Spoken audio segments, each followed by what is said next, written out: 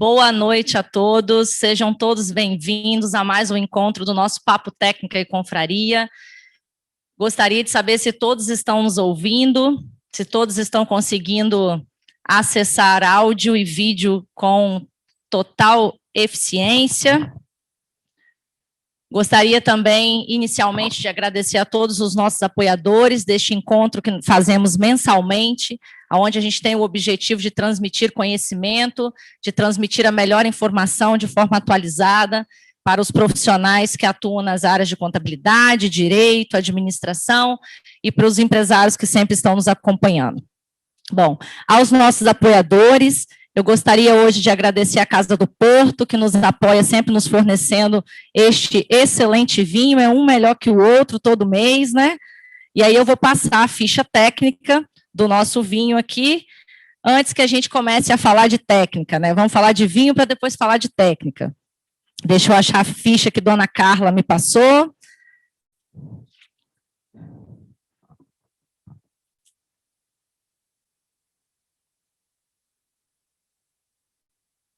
Bom, o nosso vinho é esse aqui, Eternum, tá? A ficha dele, 100% tinta de touro, com estágio 10 meses em barrica, 93 pontos, cepas com mais de 60 anos. Quem oferece esse vinho é a Casa do Porto de Vila Velha, que sempre está conosco. Também agradecer a Vila Vídeos, que sempre nos apoia na transmissão deste encontro, na transmissão deste evento, que é considerado por nós um grande evento, e também a The Picnic Box, que é a empresa que nos apoia com essa linda tábua de frios durante toda a nossa fala aqui. As minhas parceiras hoje estão nos bastidores, Dona Carla e Dona Milza estão degustando este vinho, enquanto eu vou aqui receber o nosso convidado, com muito prazer.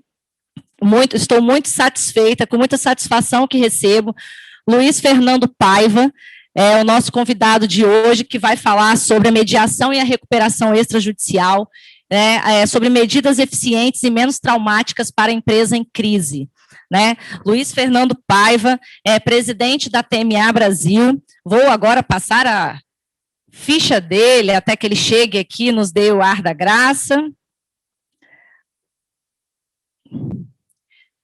Luiz Fernando Valente de Paiva, sócio da Pinheiro Neto Advogados, mestre em Direito das Relações Sociais pela PUC, integrou a comissão interministerial que deu redação final à nova lei de recuperação de empresas e falências, membro do Conselho de Administração do Instituto Brasileiro de Estudos de Recuperação de Empresas, ex-membro do Conselho de Administração da Insol, fundador e presidente da TMA Brasil, autor de diversos artigos e capítulos de livros publicados no Brasil e exterior sobre direito falimentar.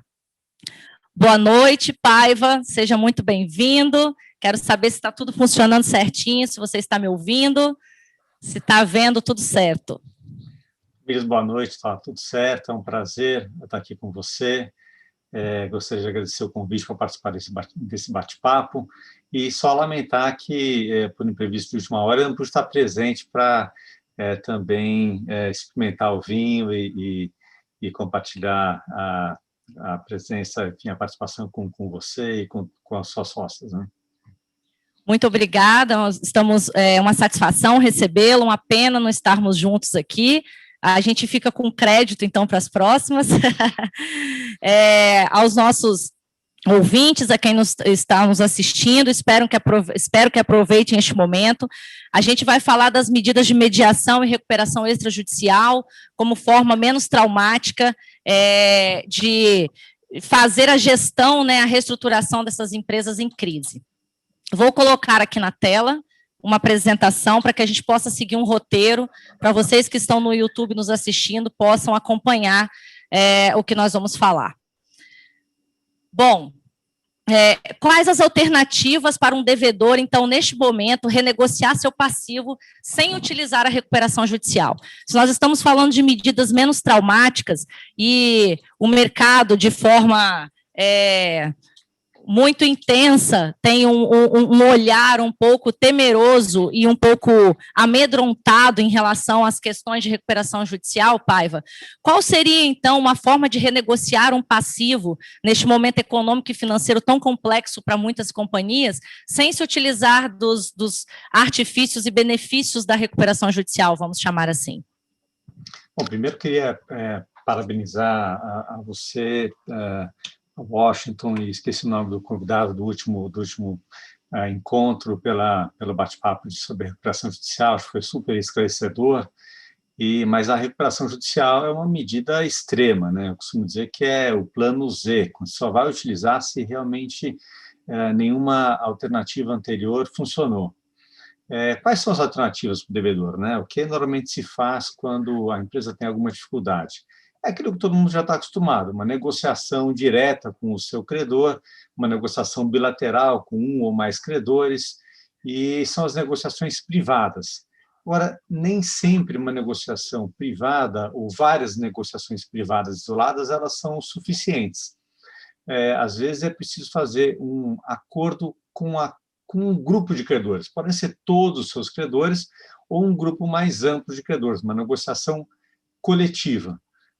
O que mudou ali na lei de recuperações agora, no começo do ano, com a lei do ano passado, 14.112, do final do ano, e que entrou em vigor no começo do ano, foram basicamente dois aspectos. Primeiro, a lei de recuperações com a redação atual, ela estimula o devedor a usar a mediação e a conciliação como forma de solução dos seus conflitos. Ou seja, o que é a mediação, o que é a conciliação? A mediação, a nomeação de alguém que é completamente independente das partes, não tem qualquer vínculo com as partes, e vai receber, é aquele que vai atuar na intermediação entre as partes, mas recebendo as informações com confidencialidade e com uma série de restrições que faz com que o devedor e também os credores tenham a tranquilidade, a confiança de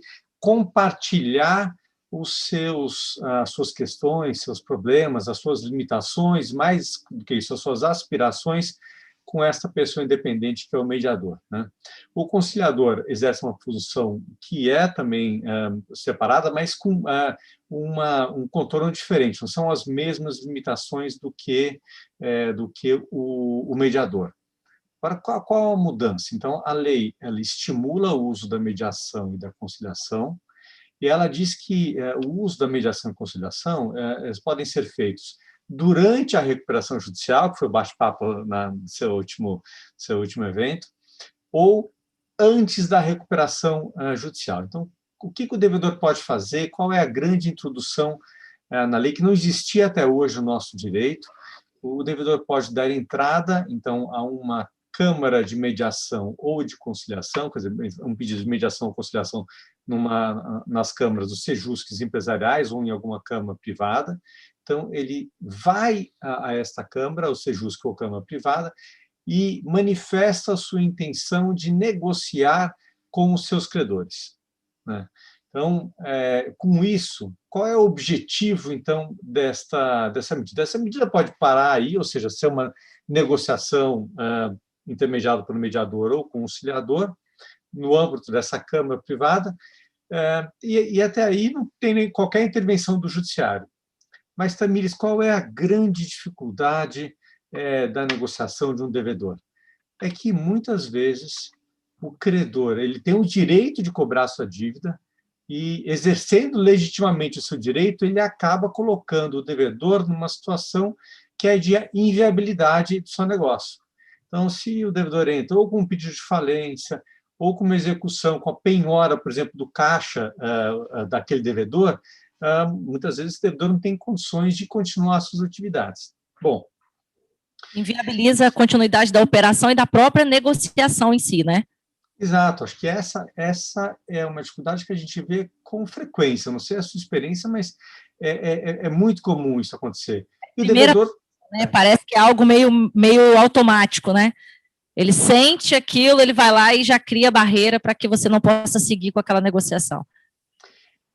São isso é comum, não são todos os credores que têm esta visão, mas basta um credor, né? Um credor que tomar uma atitude mais, eu diria, agressiva, né? Que acaba inviabilizando aquela negociação com a coletividade de credores. Então, qual é a arma que a nova lei, com essa mudança da lei, deu ao devedor?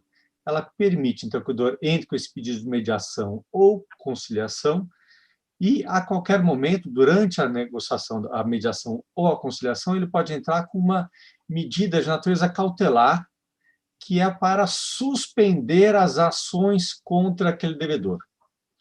Então, a lei prevê que, ao entrar com essa cautelar, o devedor pode obter uma suspensão de ações por 60 dias, para justamente fazer essa negociação. Então, essa é uma grande novidade da lei. Faça a negociação por meio de um mediador e conciliador e pode ir ao judiciário para obter esta proteção para que um credor não tome uma atitude mais agressiva, firme e acabe impedindo a negociação.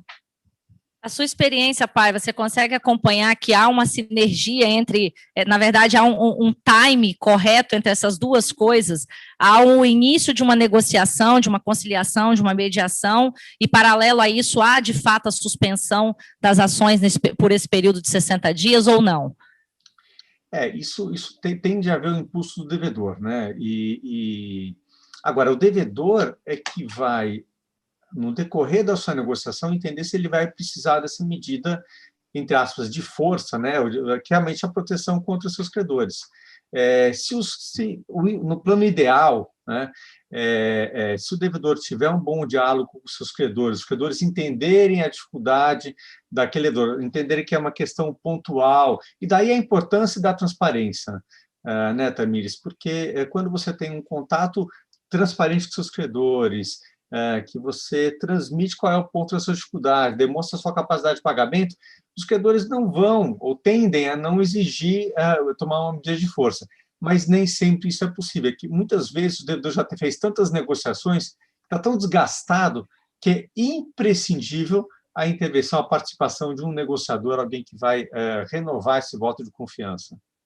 Perfeita colocação, né? O que a gente vê muito aqui é aquele credor que ele já vem de um processo de renegociação muito extensa e, às vezes, até repetitiva com o credor, né? O devedor e o credor já conversaram inúmeras vezes, já renegociaram inúmeras dívidas e ele tomou como atitude uma negociação talvez tardia e repetida de novo, talvez somente num outro formato, ele mudou o nome da negociação que ele foi fazer, mas ele está ali dizendo de novo, olha, eu negociei, não paguei, quero renegociar de novo. E aí eu acho que há uma perda de credibilidade e confiança muito grande nesse processo, o que fragiliza o nosso trabalho nesse sentido, né?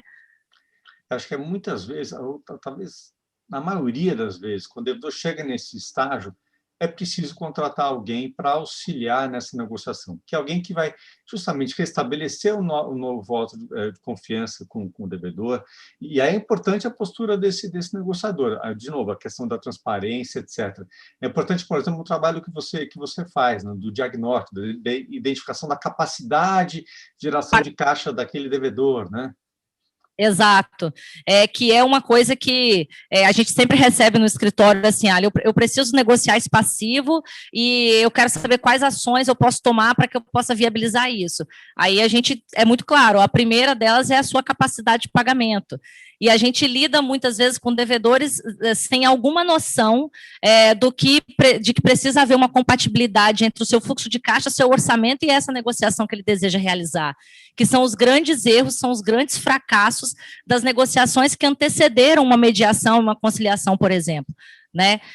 E a gente vive muito isso porque o empresário ainda tem, muito do empresário aqui do local, assim, da cultura local, de entender que ele pode ir até o último suspiro para pensar em fazer alguma coisa, que são aquelas velhas discussões que a gente tem dos pedidos de recuperação judicial que são tardios, né? E se tratando de uma mediação e uma conciliação, entendo eu que também não seria diferente o cenário.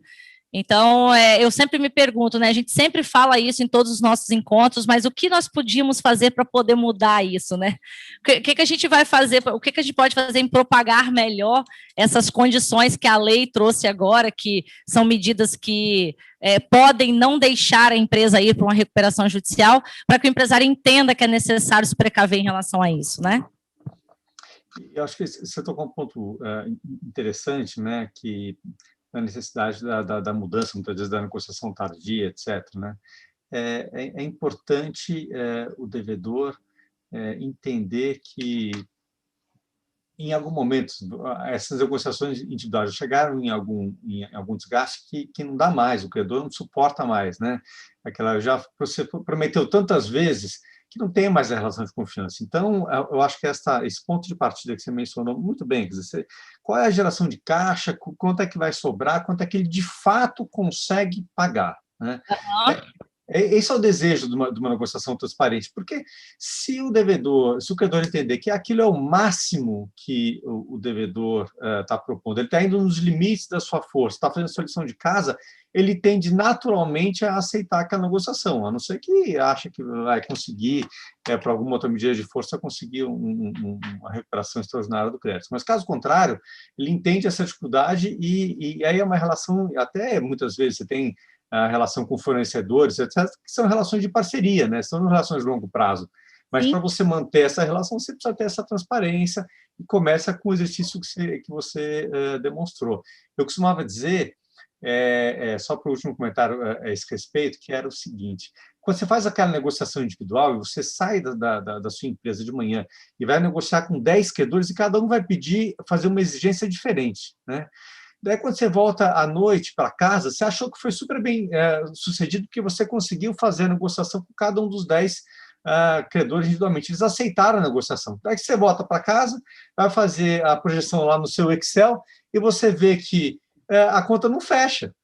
Exato. Porque as negociações individuais foram bem sucedidas, só que daí, quando você coloca no fluxo, porque ela não foi bem coordenada, de novo, você não vai ter recurso para pagar todo mundo. Então, você fez um esforço enorme, conseguiu essas negociações individuais, mas não resolveu o seu problema, que você, de novo, não vai conseguir pagar aquilo que você prometeu pagar no vencimento. Ele foi sem nenhum planejamento, sem um planejamento que encaixasse com o seu orçamento, com o seu caixa.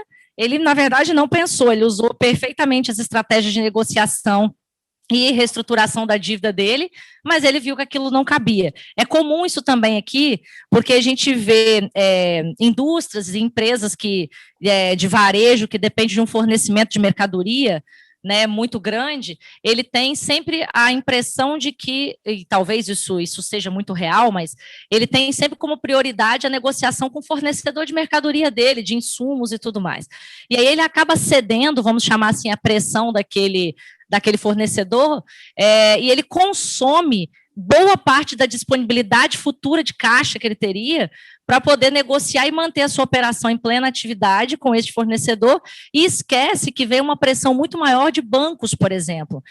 E aí eu já peguei muitos casos que a empresa ela chega no cenário, por exemplo, de uma recuperação judicial, que é a única escolha que ela tem naquele momento, e o único credor dele é banco, porque ele negociou com todo mundo, e não conseguiu, ele está sob pressão do banco, mas ele não tem condição de pagar o banco, porque não existe saldo de caixa e nem credibilidade, muitas vezes, relação de confiança com os bancos. E aí a gente joga o problema da dívida num cenário muito, muito obscuro, né, num cenário muito complexo de administrar, porque como que eu vou para uma recuperação judicial com o único credor sendo ele banco, né?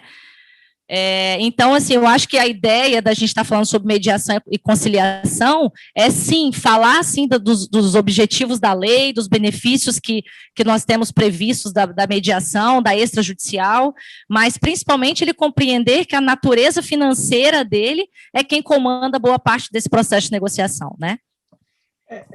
Eu costumo dizer que a nossa atividade dos advogados nessa área ela é acessória, né? Porque você pode entrar com pedido de recuperação judicial ou extrajudicial, mas essas medidas não vão fazer com que a empresa tenha dinheiro para pagar, né? No fundo, você precisa resolver seu problema, entender qual foi o problema de caixa, ou qual é o problema na nossa operação que gerou a dívida, para resolver, né? E depois ver qual é a sua capacidade de pagamento, né? Por isso, Tamires, eu acho que essa questão do planejamento que você mencionou, do diagnóstico, né? Então, verificar a capacidade de pagamento, depois identificar quem são os seus credores fundamentais, entender, na verdade, qual é possibilidade daquele credor também negociar, que muitas vezes aquele credor não consegue conceder o prazo que aquele devedor precisa. Então, quando a gente fala da mediação e da conciliação antecedente, elas são medidas, eu acho que é um aspecto importante para mencionar, porque elas são medidas que são preparatórias para uma recuperação judicial. Então, o devedor entra com a mediação, pode entrar com aquela medida cautelar para suspender as ações, mas qual é o final dessa história, né? O devedor precisa necessariamente entrar com a recuperação judicial? Não, ele não precisa, né? Pode ser que ele termine e faça acordos bilaterais com seus credores, e isso resolva. Pode ser que ele faça um acordo coletivo, e isso também resolva no âmbito privado. Ou pode ser que ele tenha que entrar com recuperação judicial ou recuperação extrajudicial. Deixa eu parar aqui só um minutinho para ver se você... Isso, se a imagem tinha cortado, não sabia se estava acompanhando. Ah, tá, não estou acompanhando. Deixa eu só ver os slides aqui. Só confirma se você está no slide correto aí. Eu estou no 2. É o item 2, exatamente. Então, no que consiste, a gente já falou, né? Quais os efeitos que você pode ter a suspensão das ações. E eu estava justamente falando do terceiro ponto, que é, então, quando você fala do diagnóstico, da identificação dos credores, com quem que você precisa negociar. Em tese, se você pensar em recuperação judicial, na recuperação judicial são afetados todos os credores, menos aqueles que já foram expostos à alienação fiduciária, alguns credores são excluídos por lei. Mas, qual é o ponto aqui? Como o final da mediação, apesar de ser preparatória à recuperação judicial, ela não necessariamente termina numa recuperação judicial, que você pode resolver num acordo, como eu disse, bilateral, coletivo, numa extrajudicial, você não necessariamente precisa incluir na mediação ou na conciliação todos os seus credores. Eu ia perguntar isso, eu posso fazer negociações individualizadas ou selecionar parte dos meus credores? Exato. Então, na negociação, na mediação, você pode falar, eu vou convidar para negociar 3, 4 credores, são os principais, 5, 6, enfim, você identifica qual é o grupo de credores que é essencial para você negociar, é essencial de um lado, né, que sem eles não é possível fazer um acordo, e de outro lado, você tem que ter um olho no passo seguinte, né? Como você, muitas vezes, que essa mediação e a conciliação, você não consegue impor o acordo àqueles credores que rejeitaram o acordo. Como é que você vai impor esse acordo? Você só consegue impor esse acordo a algum credor por meio da recuperação extrajudicial ou da recuperação judicial. Então, se de um lado, na hora de desenhar, né, a estratégia da negociação, você tem que identificar quais são os credores essenciais que você precisa negociar, você precisa, como você não sabe se você vai conseguir negociar com todos esses credores, você precisa pensar no seu plano B ou no plano C. Se eu tiver aquele para recuperação extrajudicial, qual é o percentual de credores que eu consigo ter a adesão para entrar com a extrajudicial e qual os credores que eu preciso para obter a homologação do plano de recuperação judicial. Então, são os dois aspectos, né? Também considerar os dois cenários, que você não sabe, naturalmente, se essa negociação com esses credores selecionados vai ser bem sucedida e você vai conseguir ter o acordo, a concordância de todos. Porque se você não tiver de algum desses credores que é essencial, ele entrar com a execução depois dos 60 dias, né?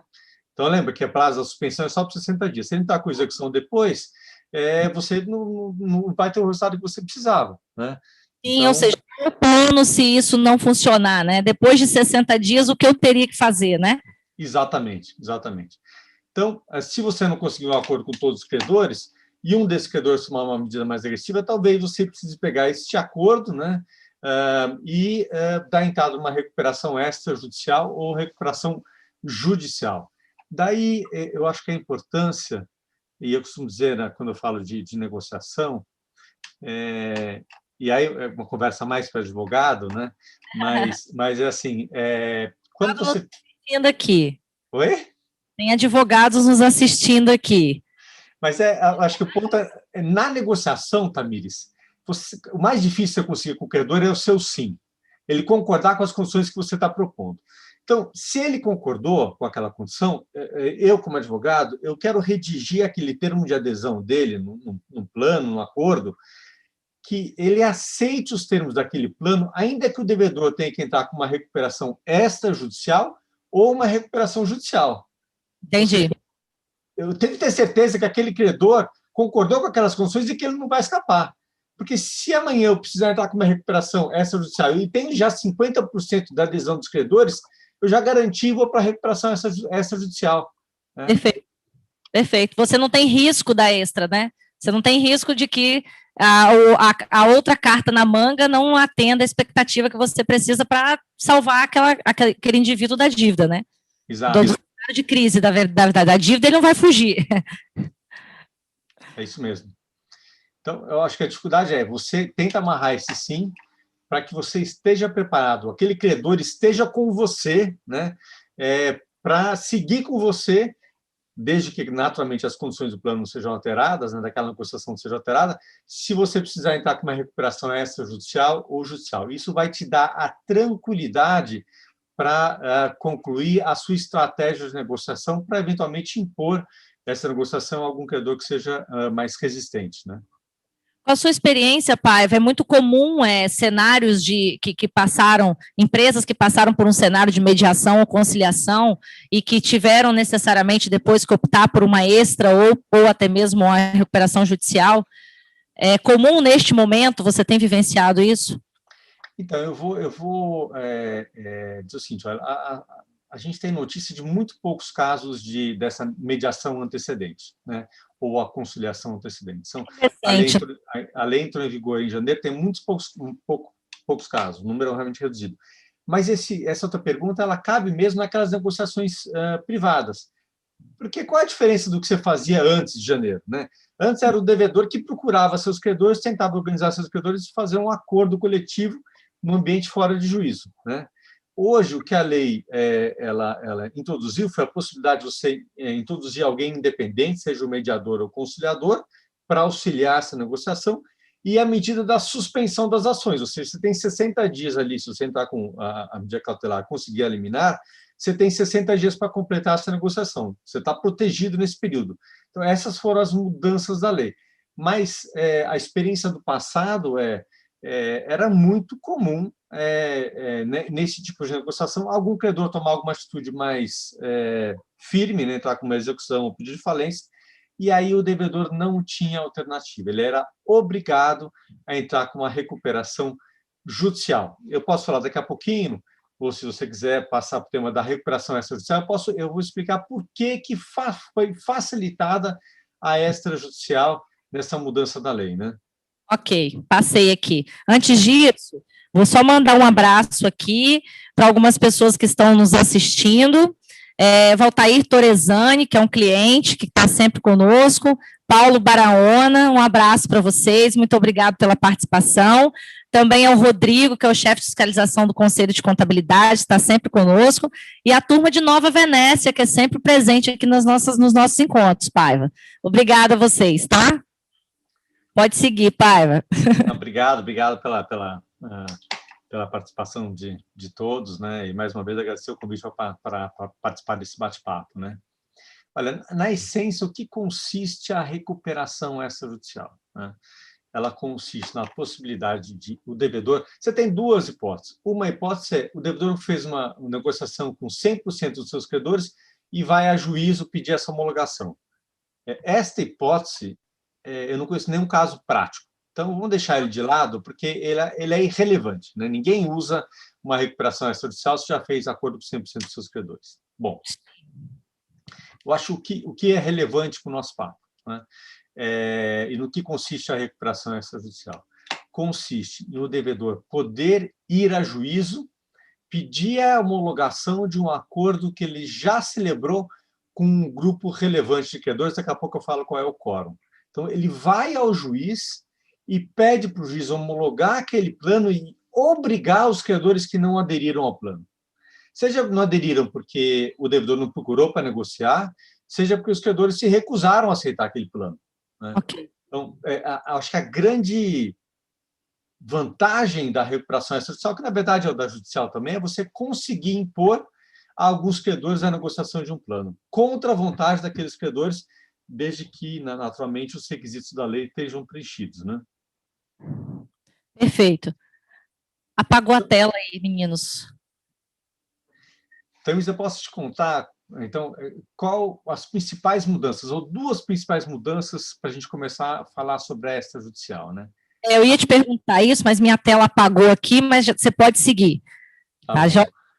A primeira mudança é que não existia. Eu achava que até a lei original, com a redação original de 2005, já tinha essa previsão, mas agora foi resolvida essa dúvida. Se o devedor, ao ajuizar o pedido de recuperação extrajudicial, ele tem a suspensão automática das ações. Então, é uma proteção até que o juiz analise se vai ou não homologar aquele plano. A gente tem uma questão do prazo da suspensão, acho que é muito detalhe, não vale a pena, mas a importância é que você consegue proteger aquele devedor com a suspensão automática das ações. Acho que isso é uma medida super importante. E a segunda medida, e você me perguntou agora há pouco, mas na negociação, ou mesmo na mediação, né, se você passou lá os 60 dias ou você não conseguiu a adesão de 100% dos seus credores, né, o que acontece? Né? O credor pode pedir a execução ou pedir falência daquele. O credor pode pedir a falência, ou entrar com uma execução e a penhora do caixa daquele devedor. Isso inviabiliza a atividade. Ora, até janeiro agora desse ano, o devedor só podia entrar com a recuperação extrajudicial se ele tivesse conseguido a adesão de mais de 60% dos seus credores. Que foi o que sempre inviabilizou a extra, né? Exato, exato. É um percentual muito elevado, né? E até você conseguir os 60%, pode ser que algum credor tome uma medida mais agressiva e você não consiga chegar lá. O que a lei mudou? Ela diz o seguinte, olha, para o devedor ajuizar, ele precisa ter apenas 1/3 da adesão de cada grupo de credores ou espécie de credores que vai estar sujeito ao plano. Então, com essa redução para até 33%, né, você consegue, no final, mais facilmente esse percentual para entrar com a extrajudicial e depois ele tem 90 dias para conseguir as adesões faltantes. Acho que foi uma mudança assim, extraordinária, a mudança da água para o vinho, para permitir que o devedor consiga, então, atingir esse quórum. Eu acho que foi um ganho muito grande, acho que a gente alavancou muito em termos de negociação de dívidas com essas possibilidades. Eu acho que nós tiramos, essa lei proporcionou, evitou que muitas empresas optassem pela recuperação judicial de forma equivocada, vamos chamar assim, porque antigamente ele não teria condição de ter a adesão do quórum necessário para extra. Então, assim, acho que mudou totalmente a conta. Acho que a conta está mais fácil de ser feita, está mais fácil para negociar, no sentido de que eu tenho maiores possibilidades de conseguir uma adesão de maior número de credores para conseguir essa extra, né, Paiva? Na minha opinião, foi o maior ganho nessa alteração da lei, assim. Acho que o que é mais benéfico nela, neste momento, em se tratando de, principalmente, empresas de menor porte, que talvez não tinham a capacidade nem financeira de pedir uma recuperação judicial, né?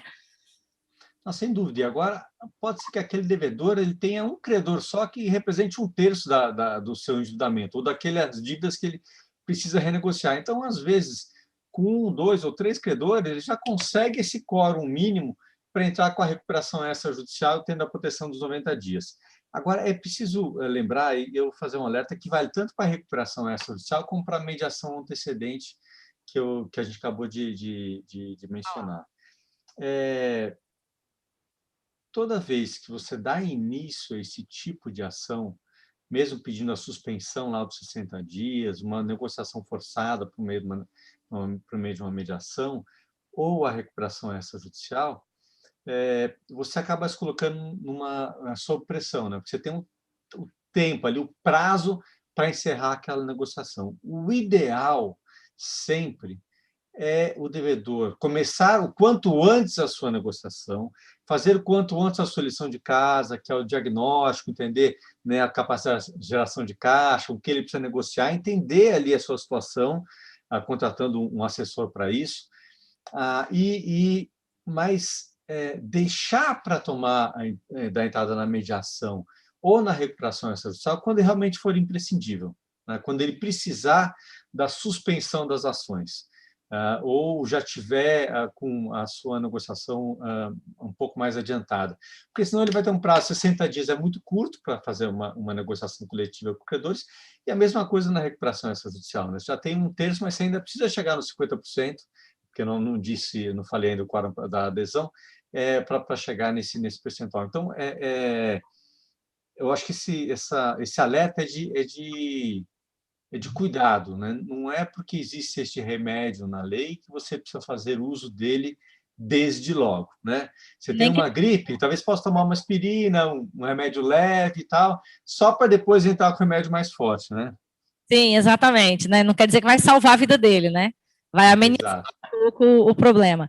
Eu queria saber, Paiva, dentro desse contexto, quais são os possíveis problemas que ele pode encontrar ao fazer o ingresso do pedido da recuperação extrajudicial, no sentido de que, como se o credor interpretasse que ele fosse obrigado a acatar aquele plano, aquele plano de pagamento. Quais são os possíveis problemas encontrados no âmbito trabalhista, a relação com os sindicatos, a relação com demais credores que você tem vivenciado? Eu acho que a transparência é fundamental nesse processo, uma boa comunicação com seus credores. Idealmente, você não deve surpreender seus credores com pedido de mediação ou de recuperação extrajudicial, porque a reação natural do credor ele vai me colocar, vai me forçar a aceitar um plano e que você é obrigado a aceitar. Então, e não é exatamente assim. Às vezes o devedor não tem mesmo alternativa, então ele tem que explicar por que e construir junto com o credor o melhor plano e entender quais são as dificuldades daquele credor também. É um processo de negociação mesmo, né? Então, ter essa transparência e conversar com os credores. Existe uma dificuldade muito grande para entrar com a recuperação extrajudicial, né? Que é a necessidade de você ter um terço de adesão. O quórum foi reduzido, melhorou muito, mas é um terço em cada uma, né, do grupo de credores, do espécie de credores que você vai incluir. Se você precisar incluir com o trabalhista, por exemplo, que foi uma outra mudança muito importante na lei, que até janeiro você não podia incluir credor trabalhista na recuperação extrajudicial. Agora você pode. Só que precisa... eu esqueci de comentar, né? Antes não poderia inserir os créditos trabalhistas lá, né? Exato, agora pode. Era uma diferença importante da recuperação extrajudicial e da judicial, porque até janeiro, se o devedor precisasse necessariamente negociar com o credor trabalhista, ele tinha que socorrer da recuperação judicial. Agora ele pode se valer da recuperação extrajudicial. Mas para incluir os credores trabalhistas na recuperação extrajudicial, ele tem que fazer uma negociação prévia com o sindicato. Então, não escapa dessa negociação com o sindicato, e aí você pode ter uma dificuldade, de novo, é uma questão demonstrar para o sindicato da necessidade, que com isso vai conseguir manter emprego, enfim, é aquele processo de negociação transparente. E isso aplica, né, a necessidade de você ter a adesão de um terço em cada um dos grupos de credores. Então, acho que esse é o primeiro obstáculo. Depois, se ele entrar com esse... E veja, é outro alerta, né, para deixar bem claro. Não é que ao atingir esse um terço, você já tem que entrar com a recuperação extrajudicial. O ideal é você esperar até conseguir atingir o quórum da homologação. Porque você daí não tem nenhum risco de não conseguir naqueles 90 dias. Como é o sistema, né? Se você entra com o pedido só com um terço, você tem 90 dias para entrar com a adesão faltante, e aí duas coisas ou três coisas podem acontecer. Você não conseguiu a adesão, e aí o pedido vai ser extinto, e é uma grande vantagem da recuperação extrajudicial em relação ao judicial, porque não tem o risco de falência. Na recuperação judicial, se o plano é rejeitado, Ele a falha. consequência é a falência. Na extrajudicial, não, é apenas uma não homologação do plano, volta ao estado anterior. Então, essa é a primeira possibilidade. A segunda possibilidade, também é uma inovação da lei, ele pode pedir a conversão da recuperação extrajudicial em judicial. Então, ele continua com a suspensão das ações, é uma proteção, não tem esse risco de terminar a suspensão das ações, e aí ele vai elaborar o seu plano de recuperação judicial, etc. Tem uma possibilidade que, na hora de homologação, ele pode ver se é mais vantajoso pedir a homologação via recuperação extrajudicial e judicial, mas eu falo daqui a pouquinho, porque esse é um pouco mais complexo. Aham. Então, 3 possibilidades, né? Ele não conseguiu a adesão, o processo é extinto, mas sem risco de falência, ou ele pede a conversão da recuperação judicial. Agora, se ele conseguir em 90 dias a adesão do percentual que faltava para chegar nos 50%, e aí o juiz deve, então, abrir prazo para os credores homologarem apresentarem objeção, e a objeção é muito limitada, né? Só se não tem algum requisito legal, porque a negociação já terminou, porque a maioria que precisava concordar com o plano já concordou. Então, daí o juiz então vai para homologação. Essa convalidação em recuperação judicial, ela é um processo, entendo eu, bastante árduo, porque eu me submeto a outras regras da recuperação judicial que são, sobretudo, mais custosas do que a extrajudicial, né? E aí eu posso entrar naquele cenário lá da perícia prévia, que pode vir a retardar o meu processo de negociação com os meus credores. E aí eu queria entender um pouquinho melhor, além disso, como que ficaria, então, a questão da suspensão dos prazos? Né? Eu não tive a homologação do plano na extra, pedi a convalidação em RJ. Como que ficaria a questão do prazo das suspensões?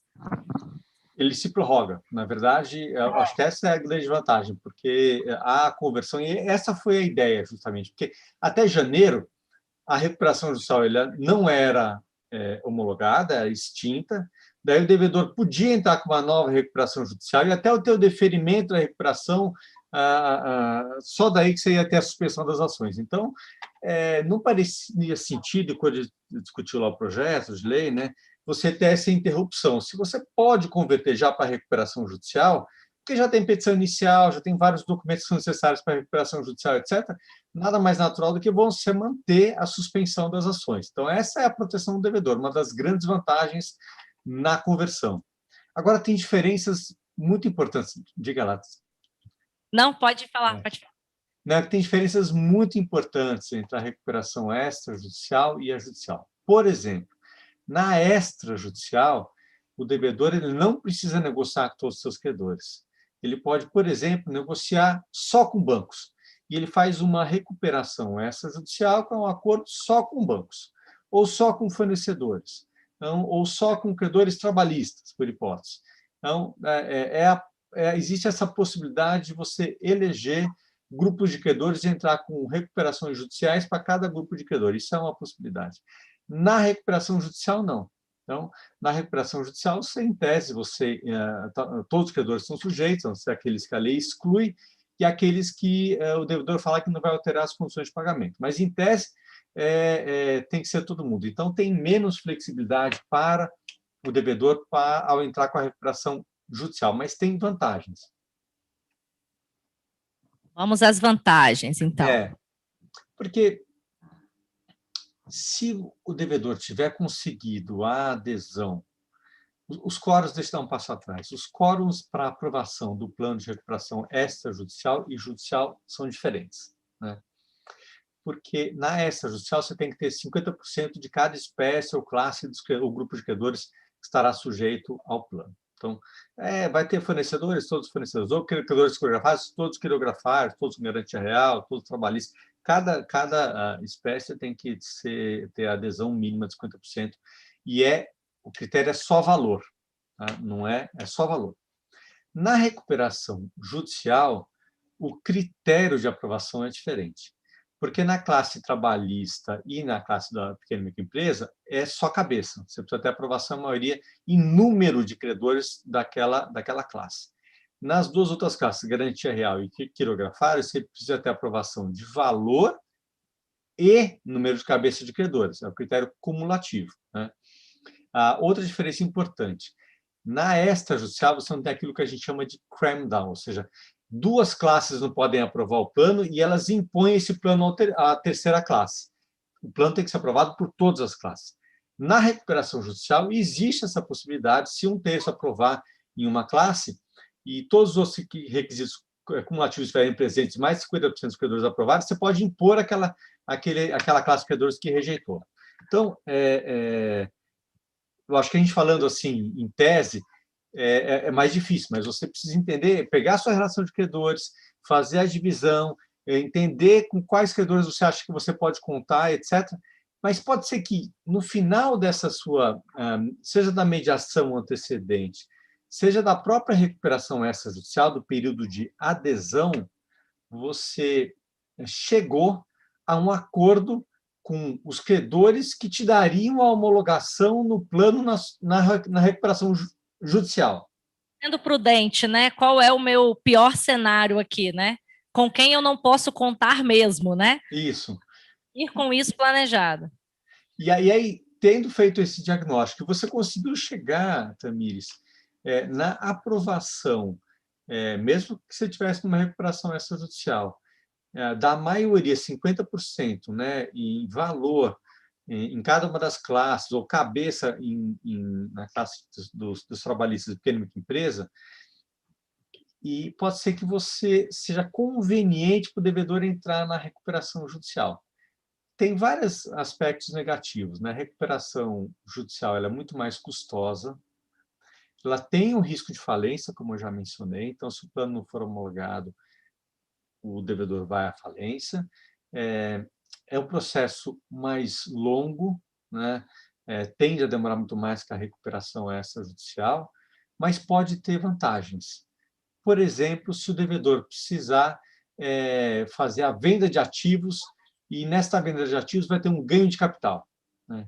Então, o ganho de capital ele pode ser deduzido, né? Ele pode ser absorvido do prejuízo que a companhia já tem na recuperação judicial, na extrajudicial. Agora não. Na extra, não. Então, pode ser que, em algumas circunstâncias, dependendo do conjunto de credores que você conseguir reunir ali, que conseguem apoiar o seu plano, o devedor pode optar na conversão, pedir a conversão para fazer a homologação via recuperação judicial. Então, eu acho que a gente tem que ter, quando a gente está fazendo aquele primeiro diagnóstico que você mencionou, entender capacidade de geração de caixa, quem são os seus credores, com quem que você necessariamente precisa ter o acordo, e depois entender quais as opções que você tem, seja levando para uma homologação numa recuperação extrajudicial ou até numa recuperação judicial. E esse tipo de análise é uma análise muito dinâmica, né? Que é de acordo com a evolução da negociação. E aí eu acho que tem muita experiência disso, talvez você possa contar para a gente como é que você vê essa dinâmica, né, nas negociações, né? Exatamente. A verdade, a pergunta que todos fazem, né, antes de eu contar um pouco do que a gente vive aqui, se a extrajudicial, ela em tese traz melhores benefícios do que a recuperação judicial, por que não, então, só fazer a extra e não fazer a RJ? Né? Porque vamos deixar a RJ para lá, melhor dizendo, e vamos trabalhar só na extra. Por que existe, então, o benefício da extra e existe o benefício da judicial? Né? Eu queria entender a diferença, né? Todos perguntam. Por que, então, a gente não segue no ritmo da extrajudicial, já que ela é mais benéfica para mim? E aí, apesar de não ter respostas tão concretas, né, em relação a isso, porque toda a experiência ela é diferente, todo credor tem uma história diferente para a gente poder negociar e uma história diferente para a gente poder contar, mas, assim, tudo vai muito no que a gente falou lá no início, no planejamento e na credibilidade que aquele credor tem. Porque um credor sem credibilidade, sem relação de confiança ou com uma confiança desgastada, com um devedor com a confiança desgastada com o credor, ele não vai conseguir nada mesmo na extra, né? Porque me parece ser que o credor ele não se sente tão forçado, vamos chamar assim, a aceitar determinados aspectos daquela negociação por ser uma negociação extrajudicial. É como se estivesse sendo bom só para o credor. Qual a sua opinião em relação a isso? Eu acho que é difícil a gente ter conclusões assim, taxativas, a extrajudicial é melhor do que a judicial. Né? Porque depende da necessidade e do perfil de endividamento e da solução necessária para aquele devedor. Então, a gente dizia, por exemplo, até janeiro, olha, se o devedor ele precisa negociar com os seus credores trabalhistas, se é imprescindível, ele só tem um caminho, que é a recuperação judicial, né? Agora ele tem a alternativa de se valer da extrajudicial. Se ele precisa vender um ativo relevante, é um ponto central do seu plano, a venda, portanto, de um estabelecimento, pode ser que o investidor ele só queira comprar aquele ativo numa recuperação judicial, porque o comprador estará protegido contra o risco de sucessão, ou seja, dele arcar com passivos daquele devedor. Então, não existe na extra. Então, eu gostaria de sustentar que existe a proteção, mas a lei não é tão clara assim. Então, você tem que fazer uma construção para ter essa proteção. Essa proteção, eu acho que existe, se aplica para todos os passivos, mas não é tão clara em relação ao passivo tributário. Então, se aquele devedor tiver um passivo tributário, pode ser que a venda na recuperação extrajudicial não dê o conforto necessário para o investidor. Agora, quando você fala em linhas gerais, a recuperação extrajudicial é um processo muito mais rápido, ele é menos custoso, ele não tem risco de falência, ele não tem intervenção do administrador judicial, não tem a constatação prévia, enfim. É um processo que tende a ser muito, muito melhor. Mas pode ser que para alguns devedores seja a melhor saída se a gente está com a recuperação judicial mesmo, né? Sim, sim. Quando é o caso dessa questão da alienação dos ativos, até por conta dos benefícios tributários que eu tenho em caso de ganho de capital, né? Exato, exato. Eu tenho uma pergunta aqui do Bruno Ribeiro. Ele gostaria de abrir um comentário sobre o credor da Receita Federal do Brasil. Credor Receita Federal, na verdade. Temos a possibilidade de parcelamento especial para empresa em RJ, mas, infelizmente, há uma dificuldade de adesão por parte da Receita Federal. Aí, isso, na verdade, é um comentário. Aí a Laís faz um comentário. Entendo que a mediação reduz a assimetria de informações entre as partes, o que acaba diminuindo o tempo e o número de recursos. E elogiou pelo tema que foi escolhido. Tem algum comentário, pai, vai fazer sobre isso? Sobre a Receita Federal do Brasil? Bom, a Receita, a gente acabou de ter o primeiro caso de transação de empresa em recuperação judicial e a gente já teve alguns debates com a Procuradoria da Fazenda Nacional, indicando que tem até previsão legal para fazer o parcelamento, não a transação, mas o parcelamento do passivo de empresas em recuperação extrajudicial. Mas existe uma resistência muito maior para essa negociação para empresas em recuperação extrajudicial. Eu acho que também um dos grandes avanços da mudança da lei foi justamente o tratamento do crédito tributário da empresa em recuperação judicial.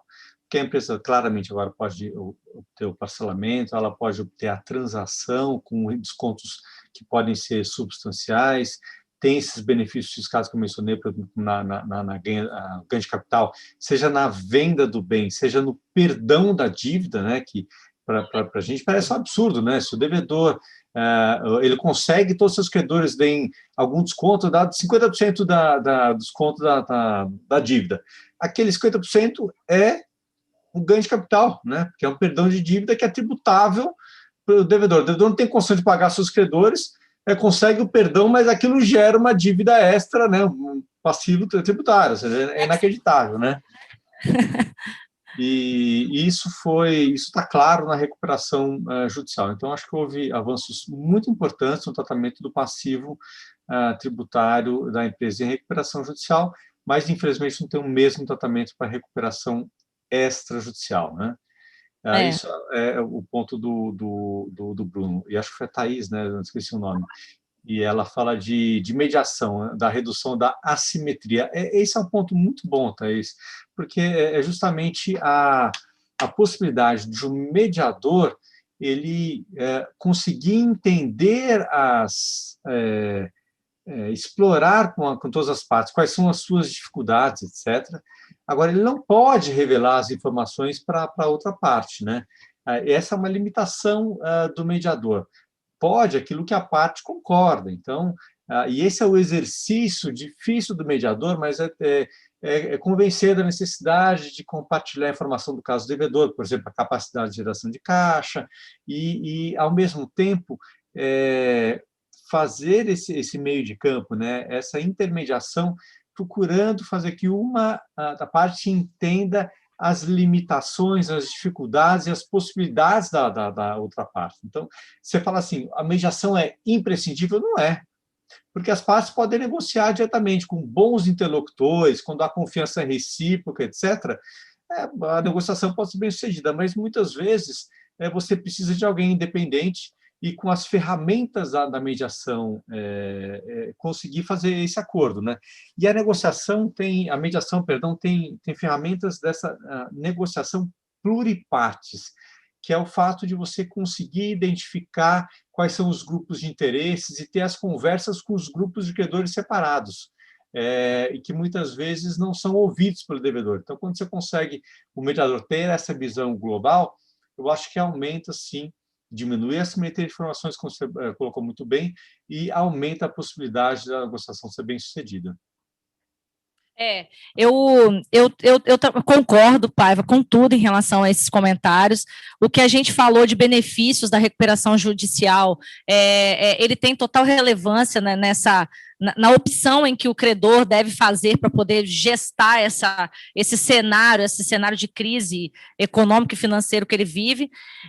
Mas assim, o que eu tenho observado em todas as análises que a gente vem fazendo aqui, de alguns cenários que estão passíveis de passar por uma extra ou passar por uma RJ, é que existe ainda, claro, aquele medo, né, da RJ, igual você falou, que é o último remédio, é o último fôlego que ele teria, e a extra, ela veio para beneficiar, no meu ponto de vista, aquelas empresas que são com base em análises que eu tenho feito aqui, que são empresas que elas têm uma perspectiva de negócio, talvez, minimamente sustentável. O que eu quero dizer? Ela consegue tocar os seus negócios se ela fizer uma boa negociação, porque ela tem um bom produto, ela tem um bom mercado, e ela, por exemplo, neste momento, ela só está um pouco fragilizada em razão das questões de pandemia, né? Então, ela tem um bom produto, um bom negócio, ela está estabelecida no mercado já de forma consolidada, mas ela veio num perrengue, chamamos assim, financeiro, e ela se desestruturou de verdade por conta de sua queda de receita durante a pandemia e os demais aspectos que a gente já conhece, tem vivido aí diariamente. Só que essa empresa, apesar dessa expectativa de venda, né, apesar da consolidação que ela já tem do seu produto e da sua empresa no mercado, do seu nome no mercado, ela não tem um ativo, por exemplo. O seu parque industrial é alugado, as suas lojas são alugadas, os seus veículos são alugados, ela não tem ativo imobilizado, né? Ela tem ali os seus equipamentos, as suas máquinas que elas utilizam para produzir alguma coisa. Quando eu estou falando de uma rede de varejo, por exemplo, ela não tem nem isso, ela só tem móveis e computadores e estoque. Um pouco de estoque ainda, que ainda assim está bem reduzido. Então, eu consigo ver a extrajudicial como uma saída para essas empresas deste perfil, que nós vamos chamar assim de empresas varejistas, que têm uma capacidade de venda, uma capacidade de crescimento, mas que estão fragilizadas por esse cenário. Já a judicial, eu só consigo enxergar a judicial para grandes empresas. Eu só consigo enxergar a judicial para uma empresa que tem realmente a possibilidade de fazer uma alienação dos seus ativos, uma empresa que precisa de negociações altamente estruturadas, uma empresa que, por exemplo, pode entrar no cenário de uma conversão de dívida em participações societárias ou em ações na companhia, que é o que a lei hoje já permite que seja feito. E, assim, é quase que uma constatação isso que eu estou falando dentro do cenário que eu vivo aqui. Eu não consigo enxergar mais uma recuperação judicial para o perfil de cliente que eu tenho hoje, ou para o perfil de devedor que chega até nós hoje, principalmente por essa ausência de bens, tanto na pessoa jurídica quanto na pessoa física. Ele não tem condição nenhuma de pagar o seu credor se não for com uma mínima possibilidade de continuar em plena atividade e pagar essa dívida num longuíssimo prazo. Né? Qual a sua opinião em relação a isso? Sua discordância em relação ao que eu estou falando? Sua experiência pode contar um pouco mais sobre isso aí? Eu acho que nesse ponto talvez você tenha mais até experiência do que eu, né? Eu acho que, em linhas gerais, a extrajudicial é um processo mais suave, né? Quase uma homeopatia, né? Então, você vai menos traumático e com muito menos impacto também na imagem do devedor. E é um processo que, em tese, quando a gente dizia até janeiro, você entra, ele já está resolvido, que você precisava entrar com 60% de adesão, né? Então já estava resolvido. Agora, não é verdade, você pode entrar com 1/3 e conseguir resolver em 90 dias, e na judicial você também pode entrar resolvido com um plano já de adesão aceito pelos credores. Você não precisa ter assembleia de credores na recuperação judicial. Então, essas duas mudanças alteram essa minha premissa. Mas, de uma maneira geral, você só vai entrar com a recuperação extrajudicial, no mínimo, o problema já está bem melhor encaminhado do que quando normalmente o devedor entra na recuperação judicial. Não tem risco como eu falei, não tem risco de falência, custo é menor, etc. E eu acho que é uma percepção do mercado melhor do que na recuperação judicial. A recuperação judicial é vista como uma medida mais agressiva mesmo por parte do devedor. E daí, essa questão de não ter ativos, eu acho que é um ponto que funciona como pressão em relação aos credores, né? Porque o credor, qual é a análise que ele deve fazer também? Olha, mas se eu rejeitar esse plano, qual vai ser a minha alternativa? Né? Se eu estou mesmo na negociação privada, ou eu vou forçar essa empresa a entrar numa recuperação extrajudicial, ou vai numa recuperação judicial, mas se eu rejeitar o plano, ela vai para falência. Se essa empresa não tem ativo, quem é que vai receber o pouco ativo que ela tem? Né? Esses ativos são intangíveis. Imagina a empresa de tecnologia, né? Que praticamente não tem ativo. Aí, quem vai receber? Vai receber o credor trabalhista, quem tem uma garantia, o fisco. E, normalmente, o credor quirografário, que é o fornecedor, etc., que nessa realidade que você descreveu, a maioria dos credores, não vão receber nada, ou tendem a receber nada no processo de falência que tende a demorar muito tempo. Né? Então, acho que esse exercício que o devedor, que o credor também deve fazer ao se posicionar para negociar com um devedor nessas condições. Né? Perfeito. Eu acho que e eu acho que ainda tem um outro detalhe, né? Quando eu estou falando de empresas nesse perfil que eu te falei, sem um número significativo de ativos, ou seja, ele não sofre essa pressão por parte do credor, porque ele não tem esse ativo, então o que ele faria fica naquela dúvida. Eu acho que a Extra ainda traz a possibilidade dele fazer uma negociação de uma dívida com opção de uma RJ. Ou seja, ele não precisa ir direto para uma RJ, né? Então, essa é a reflexão, é a constatação que eu faço em relação à alteração que nós tivemos na lei agora. Entendo que benéfica, eu acho que esse era o grande objetivo de alterar a lei, era trazer maiores benefícios para que trouxesse soluções em reestruturação e recuperação de empresas, né? E eu acho que a gente tem um grande trabalho pela frente para fazer.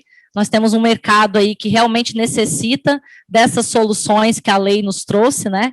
Eu vou verificar se a gente tem mais perguntas aqui, porque a gente já está caminhando para os minutos finais. Você olha, posso fazer um comentário muito rápido? Porque o projeto de lei, até meados do ano passado, não tinha essas mudanças da recuperação extrajudicial, não tinha medida antecedente, etc.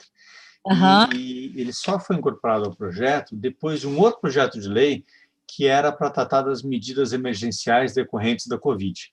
Então, era para ter medida de socorro às empresas, né, de apoio, né, às empresas, e ali surgiu, então, um propósito de alteração da extrajudicial e dessa mediação antecedente.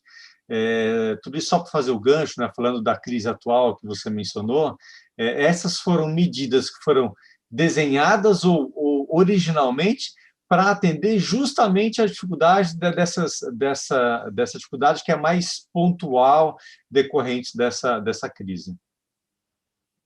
E não questões que vinham necessariamente se arrastando há muito tempo e que a empresa, de forma não precavida, não optou por fazer uma extra ou uma RJ, né? E eu acho que ela é bem benéfica mesmo por isso, porque ela trata questões pontuais, que é exatamente isso que a gente está vivendo agora. Não é isso? Não, exatamente.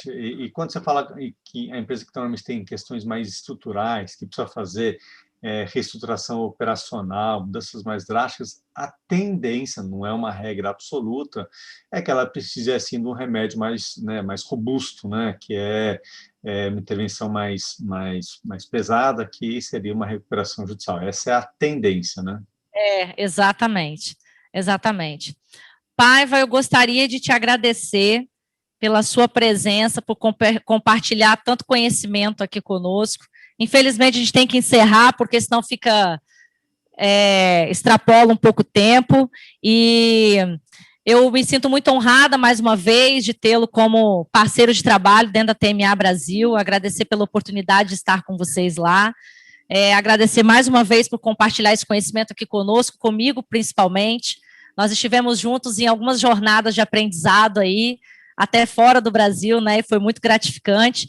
Esperamos que tudo isso passe logo, que nós retomemos as nossas viagens, as nossas jornadas de conhecimento, né, que estejamos juntos aí nos nossos grandes eventos da TMA em São Paulo. E é isso, muito obrigada por ceder o seu tempo, tá, ceder todo esse conhecimento para nós aqui.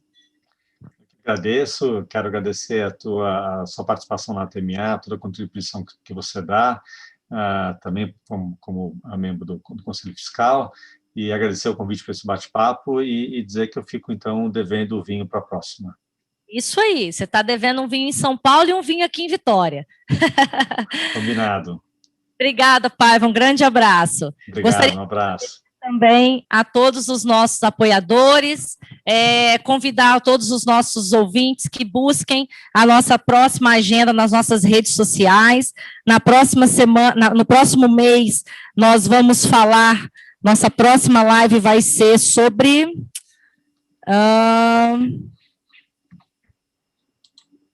Agora eu não estou encontrando o tema aqui, mas eu já vou falar para vocês. Nas nossas redes sociais, tanto da Tasso, quanto do Grupo Expertise e da Tex BPO, que são as 3 empresas que realizam este encontro todo mês com vocês aqui, de forma online, transmitindo conhecimento, né, que todos vocês possam ficar atentos aos próximos assuntos que nós vamos abordar. Nós vamos falar em planejamento estratégico para a sustentabilidade, vai ser com a Milza Fernandes, que vai falar, que é a nossa sócia aqui neste projeto, e mais uma vez, agradecer a vocês que estiveram conosco aqui até agora. O nosso link vai estar disponível na internet para todos que não puderam assistir neste momento. Atenção, contadores, façam a sua inscrição aí para que vocês tenham atividade pontuada, tá? Muito obrigada, obrigada The Picnic Box, obrigada Vila Vídeos, e até a próxima.